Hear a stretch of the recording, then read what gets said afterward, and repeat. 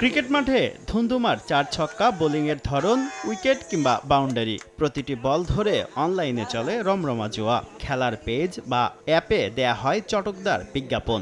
সরকারি হিসাবে দেশে অনলাইন জুয়ায় আসক্ত ৫০ লাখের বেশি মানুষ। সর্বস্ব হারিয়ে অনেকেই জড়াচ্ছেন অপরাধে। অনলাইন জুয়া ছাড়াও পর্নোগ্রাফিতে আসক্ত হয়ে পড়ছেন তরুণরা, যা নিয়ে উদ্বিগ্ন সরকার। এ অবস্থায় বাংলাদেশে পর্নোগ্রাফি, অনলাইন জুয়ার সাইট বা বিজ্ঞাপন বন্ধ করতে টেক জায়ান্ট গুগল, ফেসবুক ও টিকটককে আলাদা চিঠি দিয়েছে বিটিআরসি।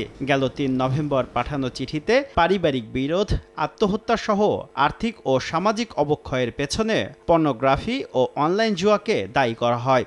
বাংলাদেশের প্রচলিত আইনে এসব কর্মকাণ্ড নিষিদ্ধ এবং শাস্তিযোগ্য উল্লেখ করে ডিজিটাল প্ল্যাটফর্মগুলোকে দ্রুত পদক্ষেপ নিতে অনুরোধ করা হয়েছে।